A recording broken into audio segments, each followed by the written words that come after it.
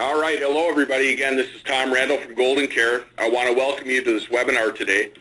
I know we still have some people logging on, but I know your time is valuable, so I'm going to go ahead and get started. It's my pleasure today to introduce Steve Moses. I'll tell you, I've had the pleasure of knowing Steve for many years now, working with him through my brother Mark and through GoldenCare.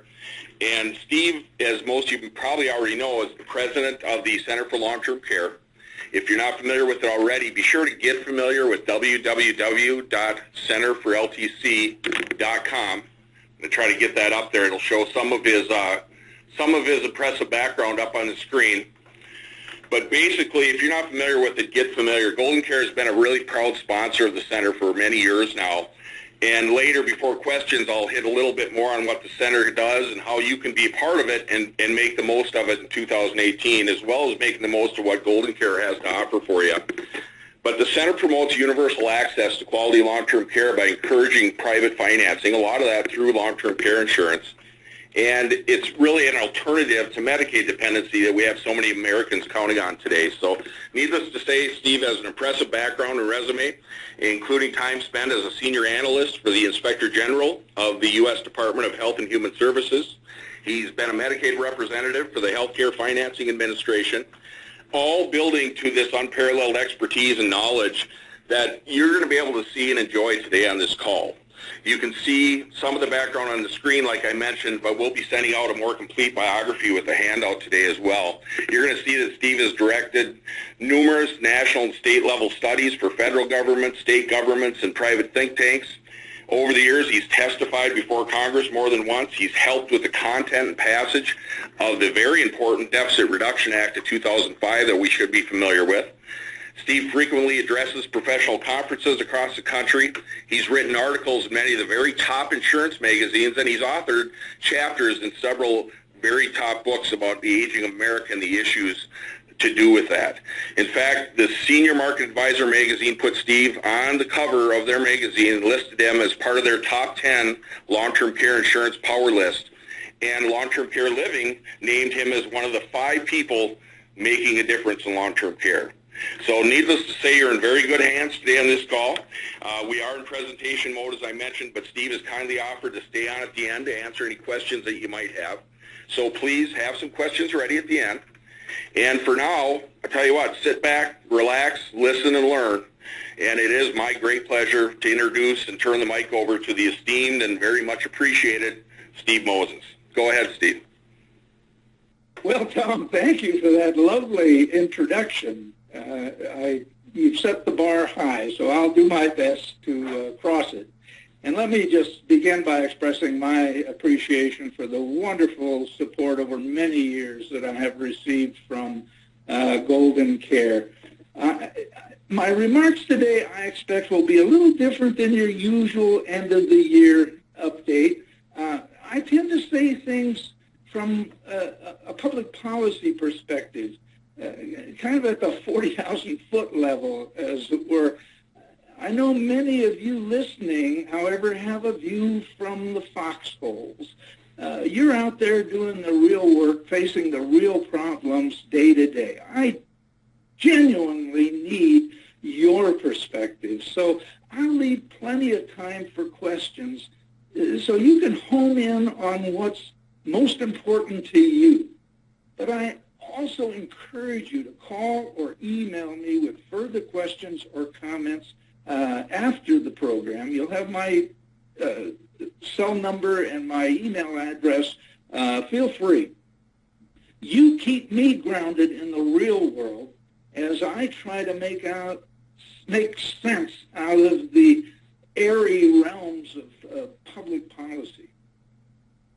Well, I decided to title my remarks today, The Long-Term Care Insurance Roller Coaster. I think you'll see why. We were up, we came way down, and now we're on the upswing again. What happened? Why? And what's next? That's what I'm going to explain today. Now, I've been watching long-term care insurance for over 30 years. I saw it grow from a budding small business opportunity into a big, thriving industry with over 100 carriers, rapidly growing sales, and a promising future. Then something happened. What? Well, it was kind of ugly, wasn't it? Carriers had no choice but to increase premiums. Consumers rebelled. Negative press followed. Companies started leaving the market. Some specialized distributors expanded their offerings beyond long-term care insurance. Many producers looked for other employment opportunities. It was brutal there for a while. But that's all behind us now, right? There's nowhere to go but up and fast. The long-term care insurance industry has shown remarkable resilience and ethical leadership. LTCi's best years are ahead of it. You're in on the ground floor of a huge opportunity. Whoa, wait a minute. Say again? Resilience? Isn't long-term care insurance on the ropes, struggling for survival? Ethical leadership? Aren't private insurance companies the profit motive and capitalism, in a word, greed, the source of all our problems? Think Bernie Sanders and Elizabeth Warren, not to mention all the academic studies insisting we need a new entitlement program for long-term care. LTCi's best years are still coming? Steve, are you out of your mind? Well, I don't think so, and I'll prove all of this to you before I conclude my remarks today. But first, let's withdraw from the daily push and pull of industry challenges and personal professional trials. Let's broaden our perspective. Let's get out of the trees and look at the forest. I've been surveying the forest of long-term care financing since 1981. Back then, I worked for the Healthcare Financing Administration, or HCFA, the predecessor of CMS that now runs Medicare and Medicaid. I got interested in long-term care when I found a program in Oregon that purported to recover 5% of Medicaid nursing home expenditures from the estates of deceased recipients. That blew my mind. If Medicaid is welfare and you have to be poor to get it, how did a little state like Oregon recover millions of dollars from the estates of supposedly impoverished people?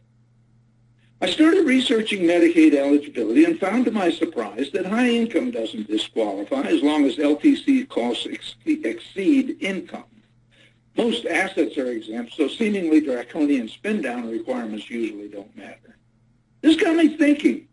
If you can ignore the risk of long-term care, avoid the premiums for private insurance, and shift the cost to taxpayers if you ever need long-term care, why would people plan to save, invest, or insure against the risk and cost of long-term care? I predicted as much in national studies for HCFA and the HHS Inspector General in the late 1980s. Despite some successes we've had in 1993, closing Medicaid eligibility loopholes and making estate recoveries mandatory, and in 2005, capping the home equity exemption and unleashing the long-term care partnership program. The perverse incentives I identified over 30 years ago continue to obstruct the market for private long-term care financing. Now, I'm not going to dwell on this. It's well established in the peer-reviewed academic literature that Medicaid crowds out up to 90% of the potential market for long-term care insurance. If you want to learn more about all that, just read anything I've ever written, most of which you can find on the handouts you've been provided. Now, if your reaction to this is, no wonder we've had problems, it must be hopeless, then you've got it all wrong. The right way to think about it is, look at how successful we've been, even dragging that ball and chain. And just think what it will be like when those obstacles are out of our way. Well, now I can practically hear you thinking, okay, Steve, what makes you think those obstacles are going away? And Incidentally, you've been predicting it would happen for a long time, so why not yet? Fair questions. First the why, and then the why not yet. Why do I think it's inevitable that the government will have to stop crowding out private long-term care insurance? In a nutshell, public expenditures, mostly for entitlements, have gone through the roof. The national debt has doubled in less than a decade and is on course to double again as quickly. We're on a course that Social Security, Medicare, and Medicaid, and other such programs, plus interest on the national debt, will alone consume all federal revenue within a decade or two. Now, trees don't grow to the sky, and neither do economies. As the late economist Herb Stein used to say, trends that can't continue won't. Now let's relate this specifically to long-term care. What do we know for an absolute certainty? The long-anticipated age wave is finally cresting and will soon crash on the United States economy. Baby boomers began retiring and taking Social Security benefits at age 62 in 2008. At age 65 in 2011, they turned the Social Security and Medicare programs cash flow negative. Boomers began taking required minimum distributions, RMDs, from their tax-deferred retirement accounts in 2016, depleting the supply of private investment capital. They will start reaching the critical age, 85 years plus, of rising long-term care needs in 2031, just around the time Social Security and Medicare are expected to deplete their trust funds, forcing them to reduce benefits. Now that'll be a disaster for Medicaid, which depends on collecting most of the Social Security income of its long-term care recipients and on receiving Medicare's far more generous reimbursements. Just to explain, when you're on Medicaid, you have to contribute most of your income to offset Medicaid's cost for your care. Half of the so-called out-of-pocket costs for nursing home care are really just this spend-through of recipients' Social Security benefits.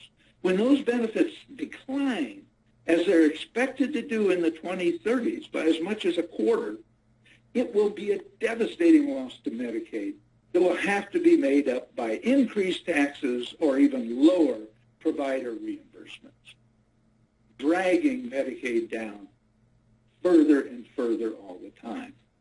Long-term care providers make profits on Medicare patients that help make up for losses on the majority of their residents who rely on Medicaid's reimbursements that are on average less than the cost of providing care. So when Medicare hits the wall in the 2030s, that will devastate Medicaid too. Reduce either or both of those sources and Medicaid's ability to fund long-term care, and by the way, to crowd out private long-term care insurance, goes south fast. In other words, there is a perfect gerontological and economic storm coming, and to see it on the horizon, all you have to do is look. Okay, so now, why hasn't this come to pass yet? For most of the time I've followed long-term care financing, there has been a clear economic pattern.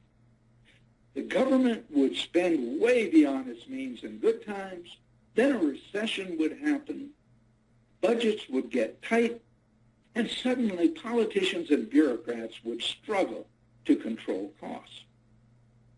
That's exactly when we made progress closing Medicaid loopholes, requiring estate recoveries, encouraging private long-term care planning, and supporting LTC insurance with programs like the Long-Term Care Partnership.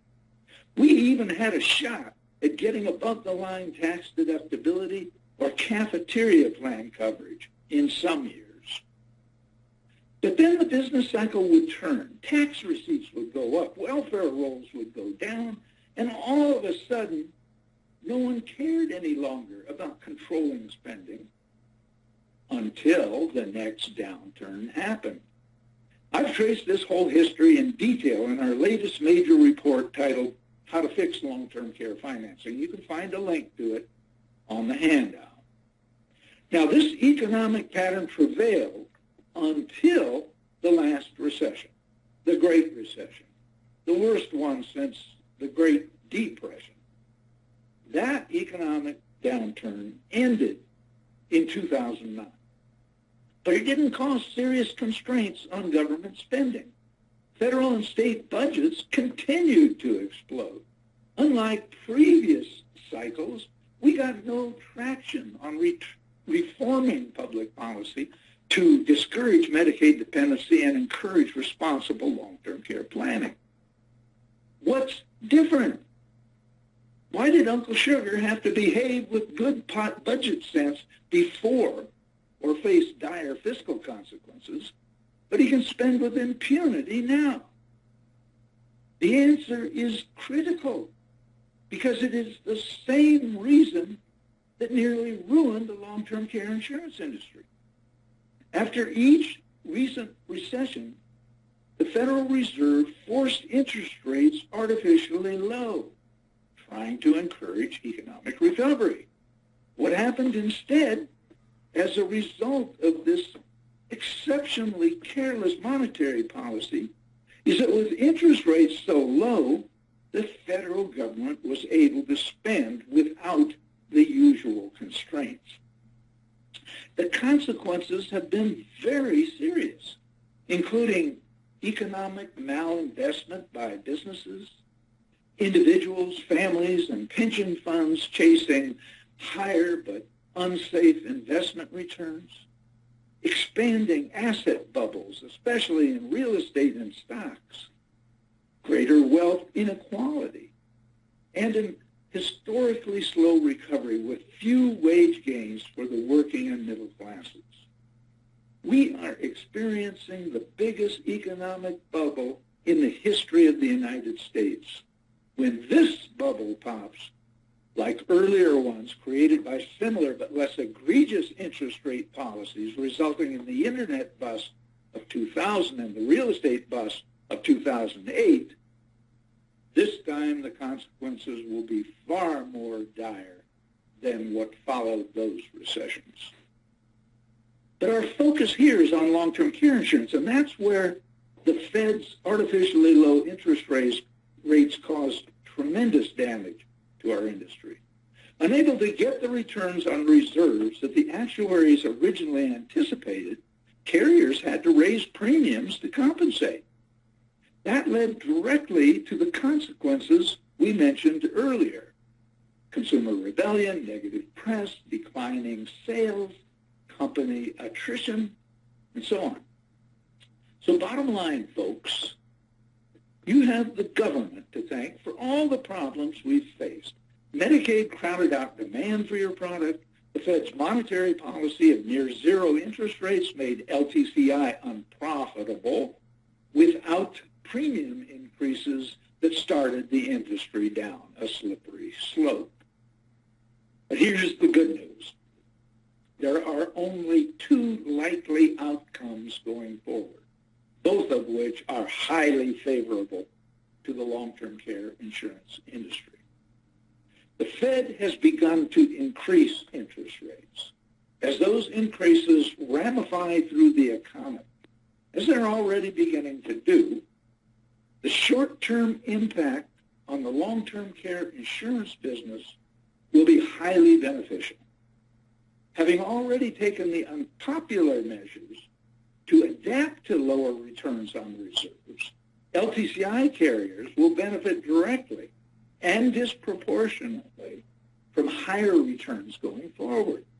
they'll be able to make marketing the product more attractive to distributors and producers than ever before. If, on the other hand, the government's profligate monetary and spending policies drive the economy into a disastrous tailspin, the market for long-term care insurance will rapidly expand exponentially. That's because Medicaid will have to stop being the primary payor for long-term care for the middle class and many of the affluent, in addition to the poor.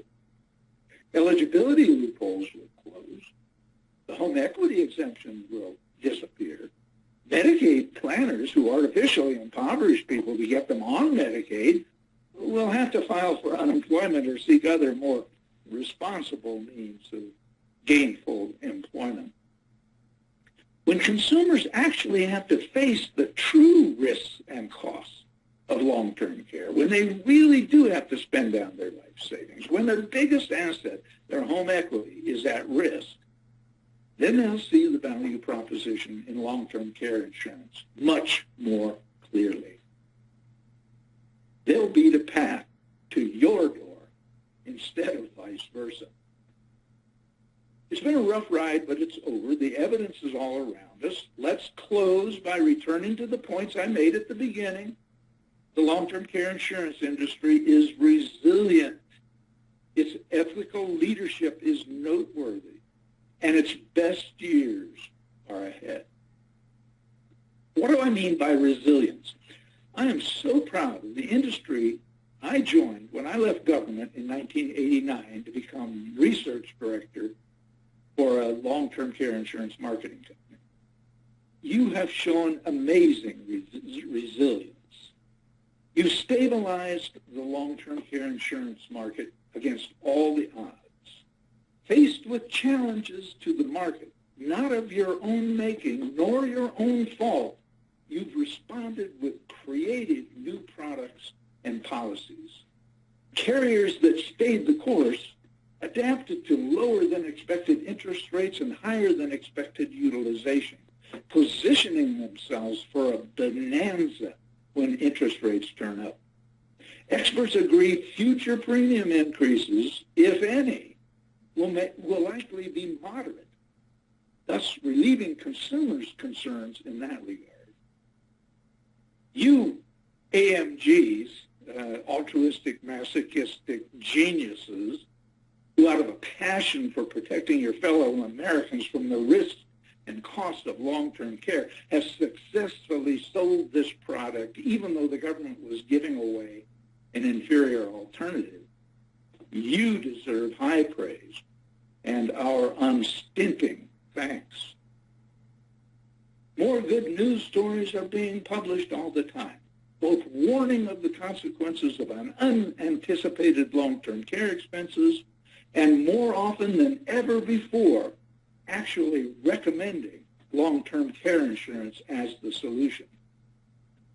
The American Association for Long-Term Care Insurance just reported yesterday that, quote, a couple in their 60s purchasing new long-term care insurance coverage can expect to pay $3,490 for a potential benefit of over $666,000 in coverage should they begin needing care at age 85, unquote. They also said some costs have actually declined compared to a year earlier. New products linked with life insurance or annuities answer common objections such as, what if I don't need it? Chronic illness policies bridge the features of traditional and combination long-term care policies. Insureds pay an annual premium instead of a large single premium, but they're still guaranteed to get all their money back over time, whether they ever need long-term care or not. In this new, exciting environment, opportunities abound to do well for yourself while doing good for others. Want an example? Just consider the potential of Genworth's expertise and experience in forming and supercharging long-term care insurance in China, the world's biggest market. China is doing everything wrong so far in long-term care insurance, Genworth could set them straight. What about my claim that you've shown tremendous ethical leadership? Ignore the specious criticism you get for selling a product, making a profit, participating in capitalism, and enjoying its fruits. That's what makes the world go round and makes everyone in it better off. Compare how your industry handled its challenges with the way the federal government has operated. When you faced rising costs and declining revenues, caused, as I explained, by government policies to cut interest rates and pump trillions of dollars into your biggest competitor, Medicaid, you responded by raising premiums to ensure adequate reserves so you could pay the future claims you had contracted to pay. Compare how government has handled its similar responsibility. Social Security and Medicare face upwards of $100 trillion of unfunded liabilities backed by nothing more than IOUs in their so-called trust funds for money the federal government has already spent on other priorities. Medicaid, the biggest obstacle to fixing long-term care and unleashing the power of private financing, doesn't even have a phony trust fund and is doomed to continue trapping otherwise responsible people on welfare, causing excessive dependency on nursing homes and impairing access and quality of long-term care until the program collapses entirely. Finally, what about my claim that the best times for long-term care insurance are ahead of you?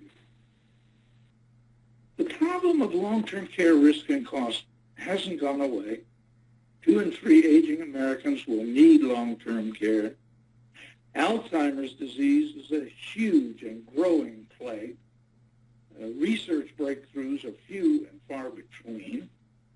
Most people don't think about long-term care until they or their loved ones need it. Then their options are few. Provide care themselves, pay for professionals, or seek Medicaid's low-cost, uncertain care. Suddenly, needing care for parents or spouse can ruin lives and tear families apart. You'll be in the bullseye if you haven't prepared your clients for this likelihood when the government programs most have relied on in the past no longer meet their needs. If I've assessed the problem, the likely eventualities, and the solution correctly, you, my friends, are in the catbird seat going forward. All you have to do is stay the course. Persevere. Just remember these immortal words of Calvin Coolidge. He was a rare free market capitalist in the White House.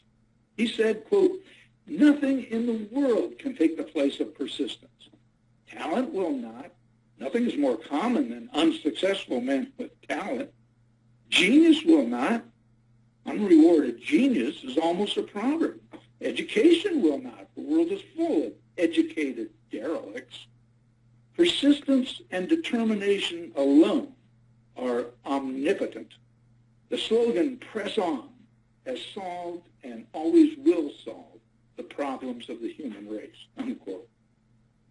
Now, if you need encouragement to stay the course, go see the movie Darkest Hour in theaters right now. It's the story of Winston Churchill's struggle to mobilize Great Britain against a seemingly unstoppable Nazi scourge.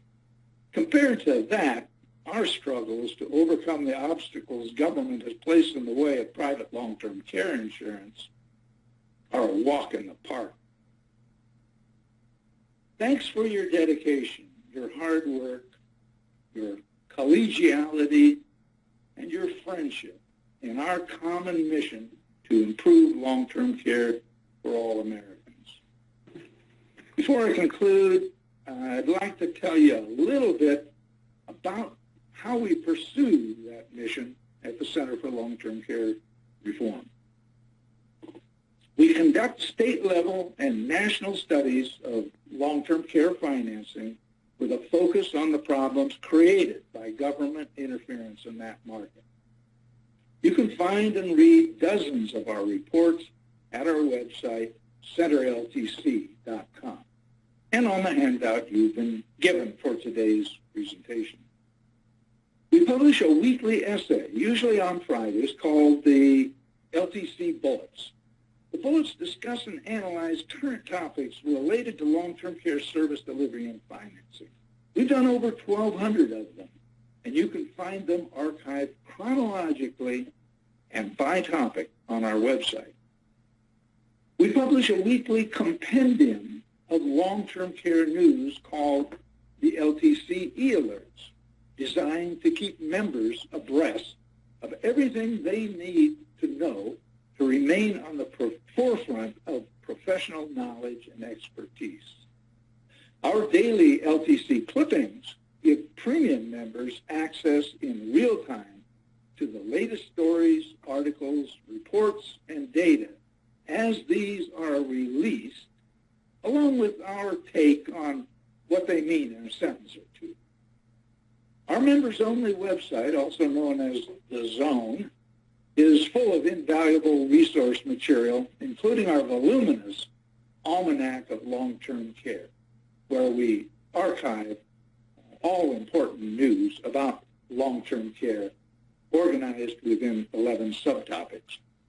Finally, I want to thank GoldenCare and staff and management for this opportunity to share some ideas with you today and for their long and invaluable support of our work at the Center for Long-Term Care Reform.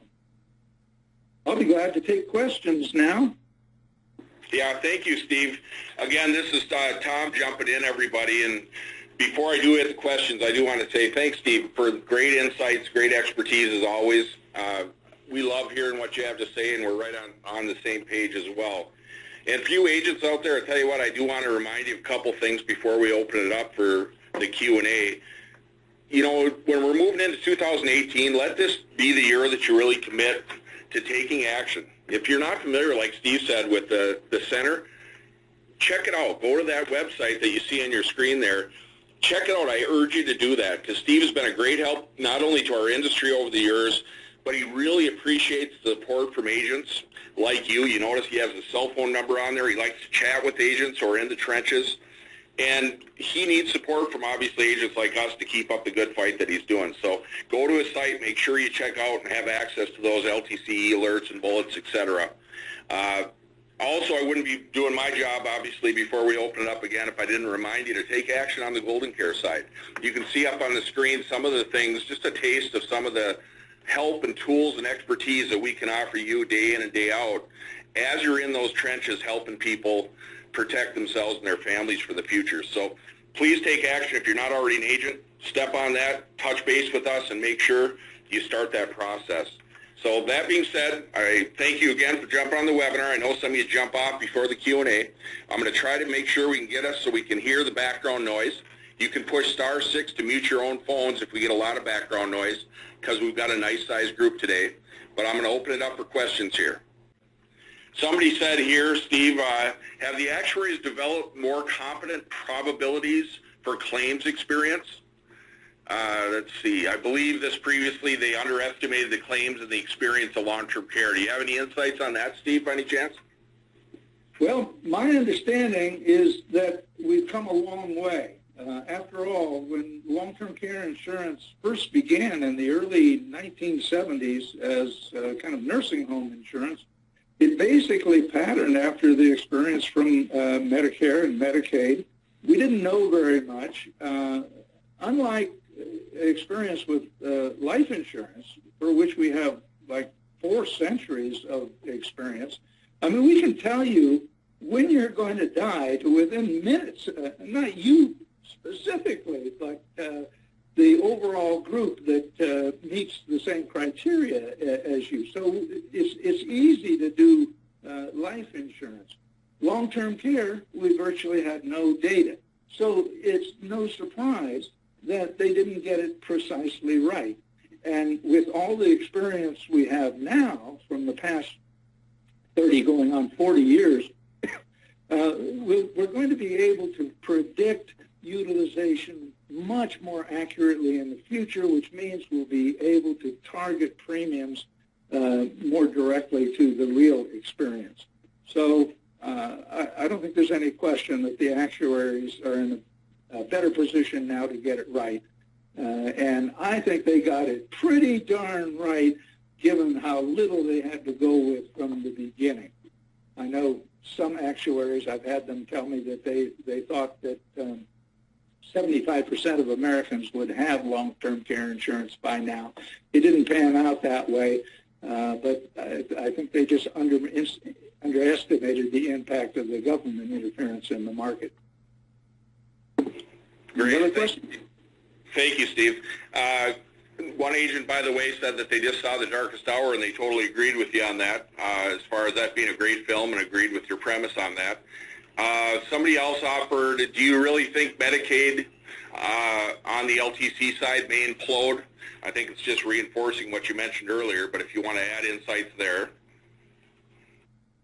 Well, I don't have a lot more to say on that. I've been watching it and expecting it to implode, as the observer says, for a long time. However, for reasons I tried to explain, the fact that the government has kept pumping trillions of dollars into Medicaid and into Social Security and Medicare, which indirectly support Medicaid, and the government has led the public to believe that somehow, someday, they're going to come up with a program that covers long-term care specifically. The academics are still focused on some kind of mandatory social insurance program to deal with long-term care. I think they're very unrealistic, and that's not likely to happen, and that it's far more likely that we'll either see a serious economic downturn in the country, which leads to major cutbacks, if not elimination of Medicaid as a long-term care financer, or we're going to follow another course that basically leads in the same direction, an improved economy that will make long-term care insurance far more attractive than it's ever been before, in spite of what Medicaid does. Thank you, Steve. Let's see, I'm just trying to go through, and I'm reading through some of the comments. I answered some of them directly to the agents. We do have several agents, and I know you mentioned the Genworth China deal, and it's obviously big on the forefront. We've had several agents type in questions in the frame of, please talk about Genworth Oceanwide and the possible sale and how that'll affect not only China but the U.S. in general. And do we think that that'll happen? A couple people mentioned that maybe the president had put a stymie on that today. I don't know if that's news today or if they're saying due to something else. Any other comments on that? I know we're reiterating some of it, but. Well, I have no unique or special insight into it. I will say this, that the news I've read about what China's trying to do in long-term care insurance is more along the lines of what hasn't worked, the social insurance approach. It is building up huge future unfunded liabilities and charging the public now for people who need something current. The same problem we had with Social Security being and becoming a dangerous Ponzi scheme. I think it's exciting that we're even that the Chinese government is even considering a purchase of Genworth or working with Genworth. It means that they are at least looking at alternative approaches. As to what it will mean in the United States, every failure on the part of other countries to deal with the huge and growing challenge of the age wave is helpful to raise the consciousness of the public about the importance of planning for long-term care and the dubious likelihood that the props that have been there for them in the past will be there in the future. So it seems like a very positive development, but we'll have to see what happens. As to the current president's attitude towards trade, that's very worrisome to me. I think free trade benefits everyone, and the fewer restrictions we have on it, the better. And I ground that in readings I've done in the economics of free trade. But I understand there are different perspectives.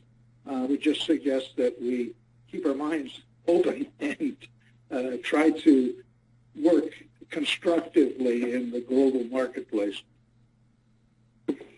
Right. Thanks, Steve. I know one of our guys here did a little quick phone search on it, and it did talk about the fact that obviously there's some implications going on with all the stuff internationally where MoneyGram's lower by 8.6%, and that makes it the point where they shut off a different merger with that group so that there might be less potential of something happening in the near future on that, maybe because of the fact that Genworth's down 4.5% as well after that news. So we'll have to see. I mean, the good news is, like I said, and Steve mentioned earlier, Genworth is making some moves, and they're out there expanding, broadening the picture and the realization and attitude toward long-term care, which hopefully will spread to America, like you said. And I do want to remind you, obviously, our premier carrier on our side with Mutual of Omaha. Remember, first day cash, cash is king, that flexibility. So I know a couple people typed in, what type of products do you recommend? And nowadays, the nice thing is, we're in a capitalist country, the greatest in the world, in my opinion, obviously, that it responds to the market conditions out there. If you're not familiar with what's going on in the industry, if you, for some reason, as an agent, stepped away from long-term care, I urge you to jump back on board, because not only is there a great market with the baby boomers, but I'll tell you what, we've changed our way of marketing this product to seniors out there. Now we don't waste as much time when you're sitting in front of somebody who's not healthy enough to get traditional long-term care. We've got products that have expanded in the market to help those folks. If people can't get over the speed bump of traditional long-term care and the use it or lose it factor, we have other products like a life basis of Care Shield, for example, that can go out and fulfill and help those people as well. So I can't stress enough, please check out what's on your screen and take the next step as we go into this new year. Let us show you the tools we have here at GoldenCare as well. And don't make sure you don't pass up on the Center for Long-Term Care, because Steve's group does a great job of helping agents like yourselves have the insights they need to help more people. Any other questions? Go ahead, Steve. I just underscore what Tom just said. GoldenCare and their partner AIM have been extremely creative, or in the word I used in my presentation, resilient, in coming up with not only new and better products, but new and better marketing techniques that really empower you as a producer to help more people and to help yourself. It really is extraordinary, the challenges that were put in the way of the long-term care insurance business, and the efforts, successful as they have been and are going to be going forward, of companies like GoldenCare in responding to those challenges. So again, I really celebrate your creativity, your perseverance, and your success. Thank you. Thank you very much, Steve. And if you don't mind just answering just a couple more, a good friend of yourself said, thank you, Steve. That's Harry Crosby out listening, said thank you on one of the comments here. And we do have a question about, let's see if I can find it, if you don't mind, one or two more here. Somebody asked, where am I looking? Well, let me just say, Harry, and congratulations on a long career, very successful, helping so many people. You are and have been for these many years an inspiration to others, getting into the business, facing the early challenges, climbing the learning curve, and hopefully many, many of them will be as successful as you have been and help as many people.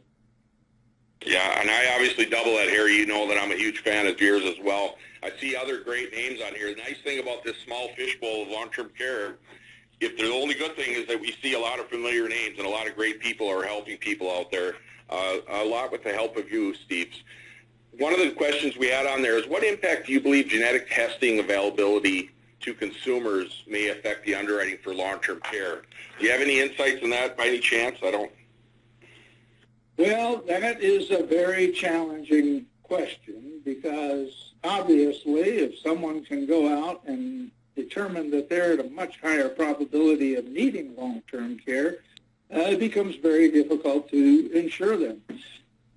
So to make it work, on the other hand, you don't want to deny people information that would be valuable to them. So I would think that the only way to make it work would be to have full transparency, so that if you do decide to get tested, everyone knows that you go reach out to for insurance. The carrier knows it and can price the product accordingly. And it's probably going to mean doing a lot more pricing to individual circumstances than whole groups of people. I mean, just as we separate out men and women and high-risk policies versus low-risk policies and so on, there'd have to be a way to target the protection to the individual.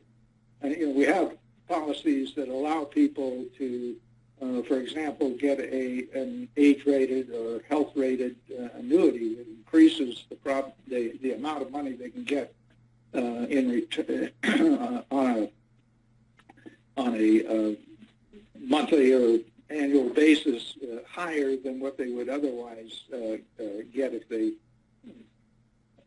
on the annuity.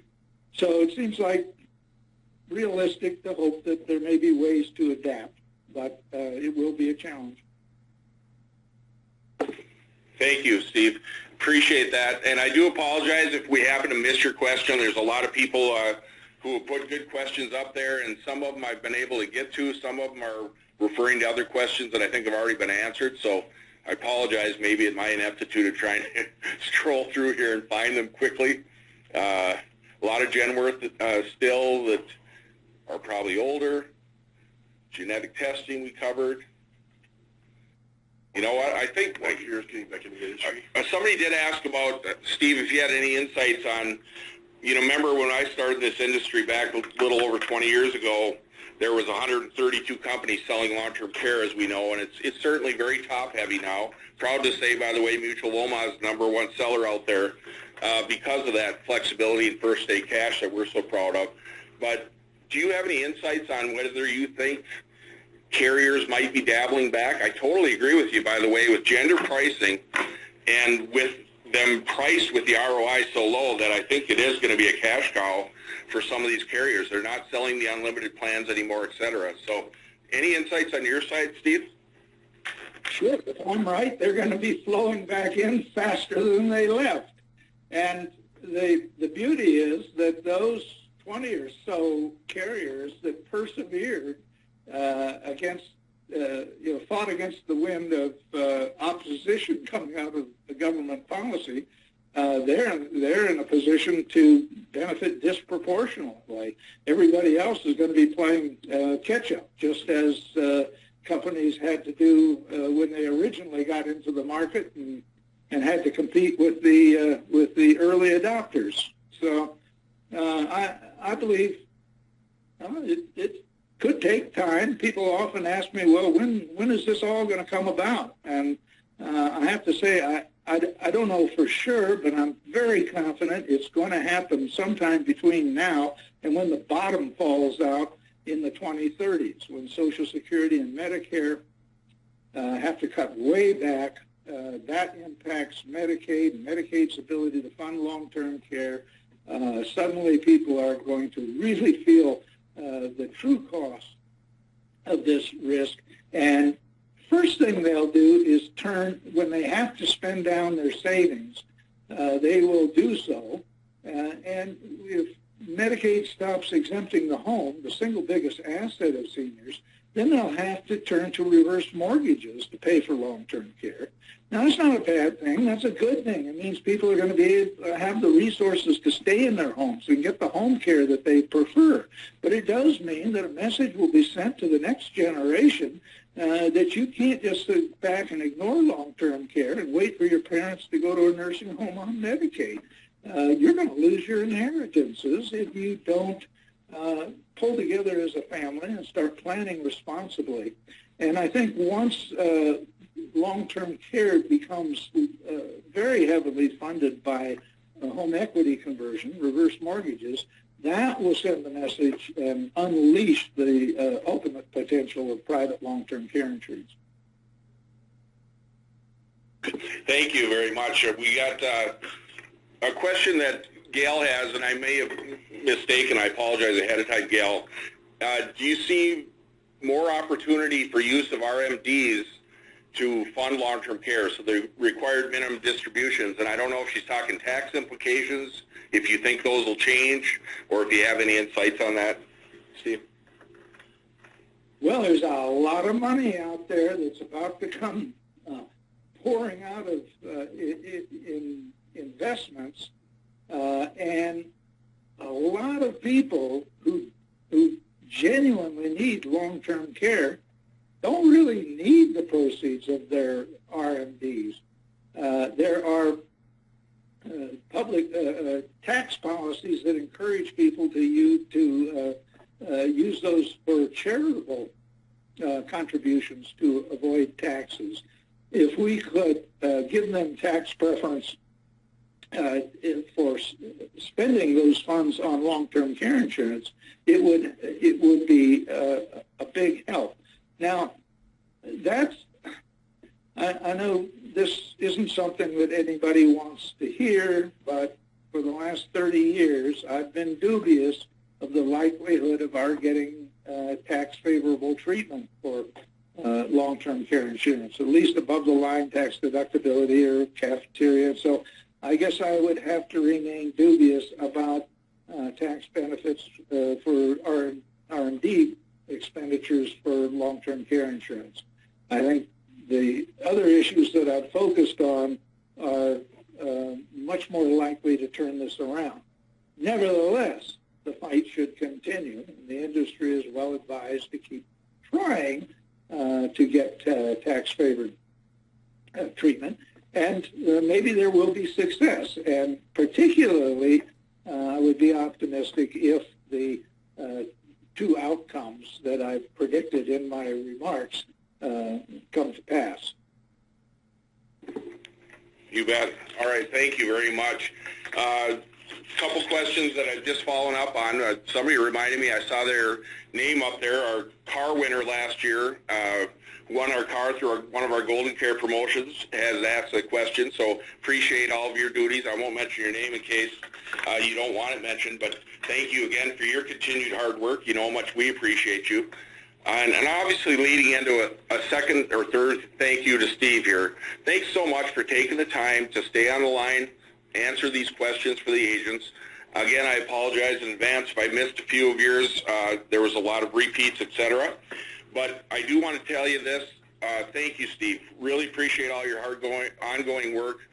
And make sure agents out there, if you're listening still, jump on that Center for Long-Term Care. Find out how you can help Steve. He relies on agents like us and like you to help him be able to keep doing the good things he's doing for this industry. And again, one more shout out to GoldenCare because it's a little close to my heart. Take action. If you're not with us already, again, if you're on the borderline or you're on the fence looking in, take advantage of some of the tools we have for you. That's just literally a taste of them you see on the slide there. You know, you may not sell long-term care every day, but you know our motto, we do. We're here to help you. We have a great team in licensing and marketing support to help you be successful, help more people out in the field, and obviously make some more money for yourself and your family as well. So we have some great award programs always going on, and we did record this. Somebody asked if it's going to be a repeat. As long as that all worked out with the joy of technology, we'll have this on our website, goldencareagent.com as well. So, Steve, unless you have any closing comments, I just want to thank you very much again and appreciate all your hard work, and for today especially. Thank you.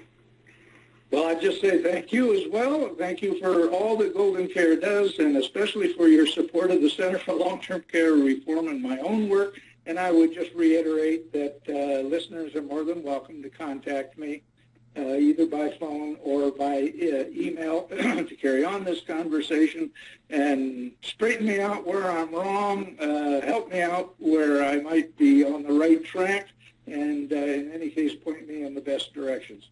So thank you as well. All right. Thanks a lot, everybody. You guys have a great start of 2018. Remember, we're here for you. Our information's up on the slide, on the screen. And again, have a good day, everybody.